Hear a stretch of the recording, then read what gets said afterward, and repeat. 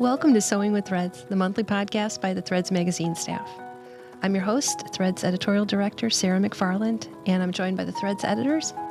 Hi, I'm Erica Redford. I'm an assistant editor. Hi, I'm Janine Clegg, managing editor production. Our guest for this episode via FaceTime is Sarah Gygos, the education and events manager for Baby Lock Sewing Machines and host of PBS's Fawns and Porter's Love of Quilting. Her passion for sewing and teaching started by her mother's side at the age of 4, and it blossomed into a career writing magazine articles, creating video content for Baby Lock and other sewing communities, and now leading the Baby Lock education team. Sarah is known as an enthusiastic and entertaining teacher. We're going to speak with her about Serger techniques and accessories that can aid with garment construction. I'm sure we're going to learn time-saving tips and inspiring ideas from her expertise. Welcome, Sarah, and thanks for being on Sewing with Threads. Thank you for having me. And now we'll hear a message from this episode's sponsor, and we'll be back to talk with Sarah. Today's episode is brought to you by our friends at Baby Lock, who are excited that April is National Serger Month. To celebrate, they're providing you with a variety of fun, Serger-specific activities, including projects, tips and tricks, retailer events, special Serger bundles with free gifts, and more. To see a full lineup of Sergers, for more details, and to find a participating retailer near you, visit babylock.com. And we're back. Before we start talking Sergers with Sarah, we have a few background sewing questions for her. Sarah, who taught you to sew? My mom taught me, and then my grandma sewed with me a bit as I got older. I feel like grandmas have more patience than moms sometimes. That is true. I know mine was always a little bit more willing to go along with my requests. Sure. All right. What is your favorite sewing term? My favorite sewing term, that's a tough one. I think I like the word entre deux just because I like that word. And I love playing with different types of needles and decorative stitches. So I really do enjoy entre deux stitching using a wing needle. But that's just kind of like a fun sewing term. It is a fun sewing term. I think a preponderance of the favorite sewing terms are French. Yes, that is true. Just because they're fun words to say. Yeah. They are, yeah. All right. What are you currently sewing? Right now, I have a few Serger projects going on, a couple of garments, and then I've also got several quilts going right now for the quilting show. Ooh, sounds like fun. Fighting. Yeah. I keep all my machines going at once, so they're all kind of like friends with each other. Oh, wow. All right, so I'm really curious. What kind of garments are they? Oh, I just bought a pattern. I just came back from Seattle for Sew Expo, and I got a wrap dress pattern and some knits. So seems, I'm sure for you, very, very simple. But for me, I haven't made a ton of dresses that fit me well. So I'm excited about this little wrap dress. Oh, wrap dresses can be challenging. They're not so simple. So that's a great project to get going Not to intimidate you, you know. Right. All right, on to the next question. What's your favorite fabric to sew? Ooh, my favorite fabric. Love stitching on silk dupioni. So I make a lot of quilts, so quilting cottons, but for fancy, fun stuff, I just love the hand of silk. I think it holds up to decorative stitches so nicely. And you can use it with your sewing machine or your serger. So I'd have to say that silk would be my favorite. Yeah, and dupioni has those wonderful slubs, that beautiful texture. Yeah, all that fiber and all the texture, and there's so many gorgeous colors. I love it. Yes, lots of great colors. Absolutely. All right, and finally, what do you love most about sewing? What I love most about sewing is I could use every type of fabric, every type of thread, every type of stitch, and still come up with new things. So I never get bored with sewing. There's never repetition. Yeah, there's always something different, new that you can do. Yeah, there's always something new to try. It could be a new stitch with a new fabric, a new project with a new fabric. So I just feel like the ideas never run out. Well, Sarah, we wanted to talk to you today particularly about Sergers because this is our April episode, and April is National Serger Month. Yeah. And I have kind of a big question right here at the beginning. For a long time, I labored under the misconception that my serger was just for finishing seam allowances in my garments.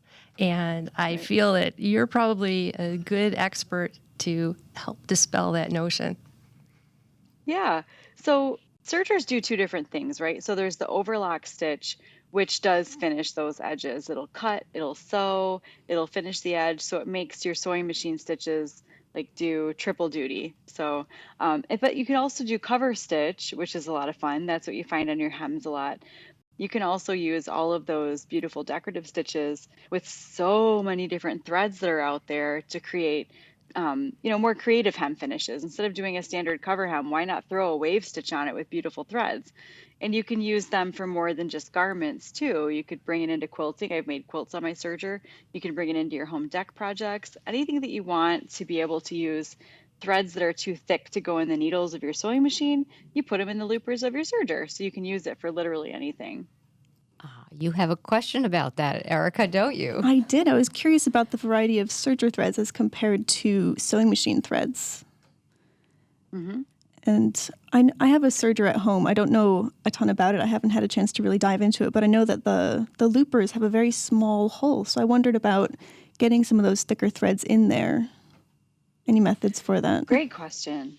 Yeah, so if you're working with a thicker thread, one of the things that we oftentimes do is use what we call a thread cradle. So if you just take, say, a 24-inch long piece of serger thread, fold it in half over itself, so you've got a loop on one end and your two cut ends on the other, you can put those two cut ends into your giant needle threader and just pull it through your looper. That's what we do on our sergers. And that allows us to get threads that are too thick to go through, like the threading holes. Okay. And then a lot of sergers also have different bypass threading options. They'll have a different threading path that can help you get through the looper with those heavy threads. You just bypass a few areas. Okay. It's really helpful. Yeah. Well, Erica, you had said recently that you've acquired this machine from your grandma, right? From my aunt. From your aunt. She used to do a lot more sewing, but she hasn't had time in the past number of years. And so when she heard that I had started sewing, she sent me her serger in the mail. It's a relatively old Singer that I haven't had a lot of time to really get acquainted with. I managed to get it up and running once, ran a line of fabric, and then it unthreaded itself. And I kind of went, ugh. And I haven't really touched it since. I wondered if you had any advice about sort of getting acquainted with a new serger. So sergers can be really intimidating, right? Because you've got to thread the needles, you've got the loopers to thread. A lot of sergers have a particular order that they like to be threaded in. So if you have a retailer nearby you that you could go visit for a lesson, I always say if you can really get to know where the different parts of your serger stitch land. Where does your lower looper land? It's on the underside of your fabric. Your upper looper is on the top. If you can really kind of get to know the anatomy of that serger stitch, it will help you to determine where your problem is when things aren't stitching right. Sarah, do you recommend, that practice of threading your machine by the color coding of the different tension dials so that you really get a visual when you stitch some samples and you can say, oh, that's my lower looper thread, that's my needle thread. I do like to practice that when I have a new serger. I'll have to give that a try. Absolutely, 100%. Yeah, because then you can see if you use a different color in each of your needles and each of your loopers, and that will really, really help you to get to know your serger. I love that idea. Sarah, I had a question for you. Years ago, someone showed me how to test my serger stitches on a long length of fabric.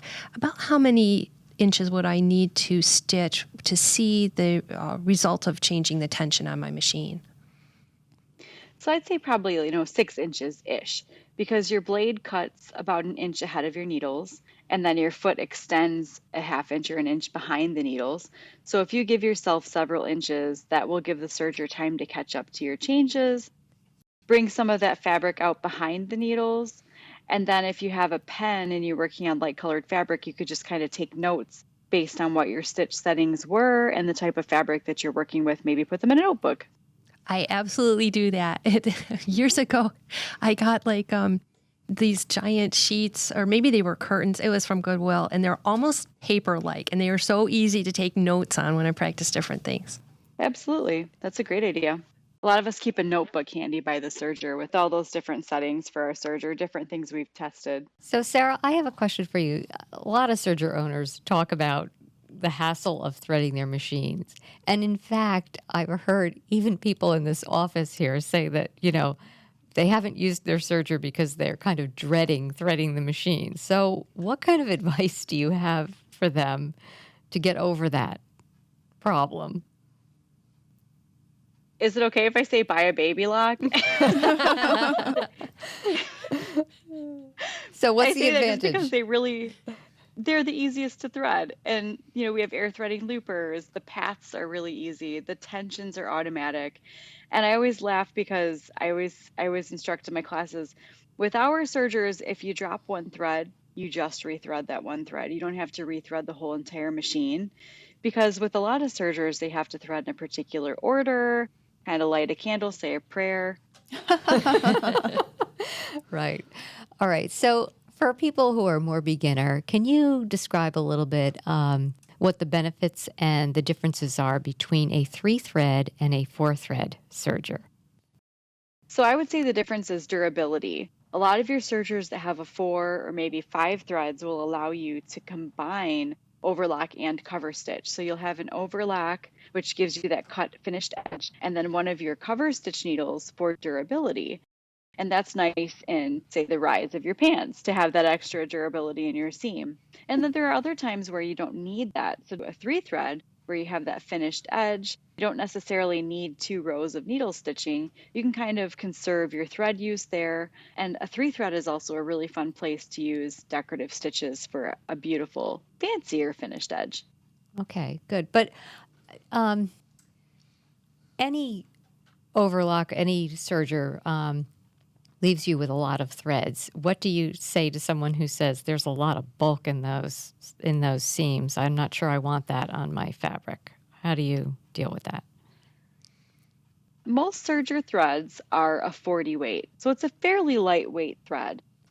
And so it doesn't add, I don't think, a ton to the seams, but if you are wanting to reduce that bulk, dropping down to a 3-thread is a really great option because you eliminate one of your needle threads. Or a lot of sergers have a subsidiary looper that allows you to do a 2-thread option, and then you have only 2 threads going through your seam, so that further eliminates the bulk. I don't think I've heard of a 2-thread overlock before. Is that a rare feature? You'll see it like on a flat lock stitch. There's a 2-thread flat lock on a lot of sergers. Okay. And that's a pretty neat stitch. Or a 2-thread rolled hem. Oftentimes you'll find that, say, on the edge of a beautiful bridal veil. If you do that beautiful rolled hem, and a 2-thread just gives you a really delicate stitch. So very little thread involved. Nice. And I think, Janine, you had a question about needles, too, for your serger. Yeah, I wanted to find out how do the thread and needle choices make a difference, when you're using your serger? That's a really important question. There are different lengths of needles for sergers. Some sergers, the needles drive straight up and down into your fabric. We call it vertical piercing. Other needles, they come in kind of at an angle. And based on the angle at which that needle is going to go into your fabric, the groove that's in the front and sometimes in the back of the needle may be different to allow for the needle going into the fabric and carrying that thread with it. So it's really important that you make sure that you find out from your machine manufacturer what needle they recommend, and then you'll be able to find different sizes, say an 80 and a 90. That's typically what you find. There's not as much variation in serger needles as there is in sewing machine needles. Okay, great. Thank you. I had a question about, for a long time, this was another misconception, that sergers were really for constructing knits. If I were going to do a construction project on my serger, that it kind of needed to be a knit fabric. And I don't think that's the case, is it? Right. No, sergers are ideal for knits because we have what we call differential feed. And that will cause your feed dogs to move at a different rate of speed under the fabric. So your feed dogs pull that fabric from the front to the back. And if ever you find that your knits are stretching or gathering at all, you can adjust your differential feed up or down to account for that stretching and gathering so that it stays flat. So sergers are great for knits, better than your sewing machine. But that's not to say that you can only use knits on your serger. They're also excellent with cottons or fleeces, denims, any type of fabric you can use with the serger. There are some fabrics that are kind of difficult to handle on a sewing machine because they're slippery or they're slinky or they stretch out. Would you recommend trying those on a serger to see if the differential feed and everything can help them sew a little bit easier? Absolutely. And I would use wonder clips to hold them in place instead of pin clips. So then you can easily pull those out before they find their way to the blade. That'll help keep those layers together, and you can always adjust that differential feed. So, what's the most difficult fabric you've ever tried on your serger? The most difficult fabric I ever used was a really pretty silk poly blend that had stamping. It had gold Oh. metallic stamping as part of the pattern.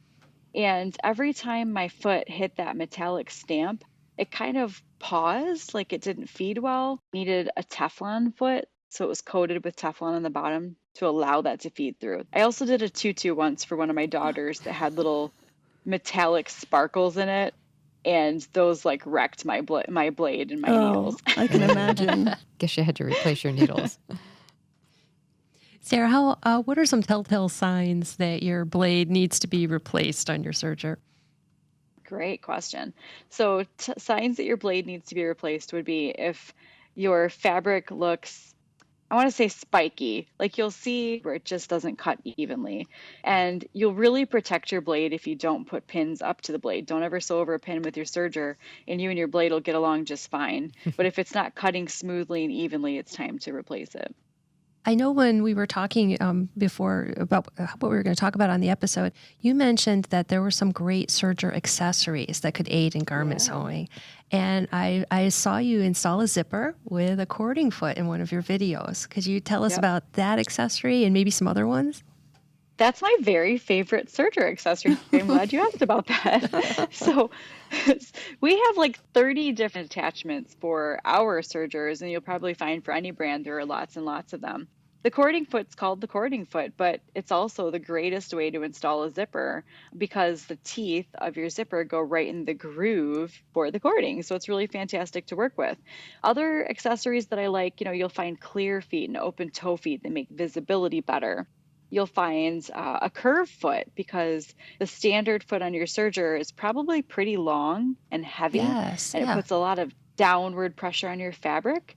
So it's hard to maneuver the fabric curvy. So a curved foot will be shorter, lighter weight, and kind of toe up, and that way you can pivot your fabric and maneuver it more. I really struggle with keeping my hem straight too. So I like a lot of the different attachments that will actually roll or press the fabric under as you stitch. So you get a nice, beautiful seam. And there are other fabric guides. The feller will roll under the hem of the fabric on the underside so my needle stays nice and straight. Or a fabric guide where if I press a 1-inch hem under, I can align the fabric guide at the 1-inch position so it'll center my cover stitch needles over that 1-inch raw edge of my hem and give me a perfect cover hem. Sounds like a useful attachment. That's one of my worries about working with a serger is that if I sew something wrong, it's, trimmed off some of the fabric, and it seems like it would be kind of difficult to unravel. So I'd want to make sure that I make sure that I sew on the correct line. Yeah, having attachments helps a lot. Your standard foot that comes with your serger probably will work with every single stitch on your serger, but those extra accessories and attachments just kind of make the jobs easier. So this is probably part of a larger question, but if someone's shopping for a serger, what should they look for, first of all? Then secondly, what attachments, what specialty feet should they get right off the bat? There's a lot to learn with a serger. So you want to buy from someone who's really going to take the time to teach you how to use your machine. And I don't think that necessarily means you always get the best price because there's value in having the support and the lessons that you get from a local retailer that knows their product. So I think that's the most important part. The second thing with the accessories is it depends on what type of stitching you like to do. If you like to make garments and you're going to use it for hems, you're going to want a fabric guide. I love the clear foot. I feel like that's really helpful. And then if you're going to be doing a lot of hems, those fabric guides and hemming attachments are nice. Tailor about the stitching you want to use your serger for, and hopefully they can kind of customize a foot package for you. All right, great. Thank you. That's good advice. Sounds like I'm going to have to take my old Singer in somewhere and have him look at it and give me some advice, because Yes. That's right. Do you have any specialty feet? Do you know, Erica? I've just got the basic one, and I don't have the manual either, so I'm kind of reluctant to change anything on it without knowing more about what it needs. All right. I don't know when the needle was last changed. I don't know how old the blade is. As far as I know, it has sat in my aunt's basement for quite a long time. Well, hopefully the environment was dry enough that it wasn't too wet in there. I think that's another Yeah, I was good. just gonna say, when you get a hand-me-down machine like that, take it in for a good servicing. Get that buddy cleaned and oiled, and maybe that retailer can kind of give you a little lesson on threading too. Yeah, it definitely needed a good dusting when it arrived, but it seems to be in pretty good shape Sure. otherwise. It ran fine briefly. Awesome. Before it became unthreaded. Sarah, it's been so wonderful talking with you. I learned a lot. I did not know about the curved foot, so I'm definitely going to be checking that out, and the clear foot as well. Yeah, I think both of those are definitely on my list to check Awesome. out as well. Yeah. Well, thanks they're again. great feet. Oh, thank you. Thanks again for being on the episode. Thank you for having me. Bye-bye. Thank you for listening. Follow Threads on social media and visit threadsmagazine.com to view show notes for this episode. While you're on the site, check out Threads Insider, our online membership with exclusive access to expert sewing techniques. Until next time, keep on sewing with Threads.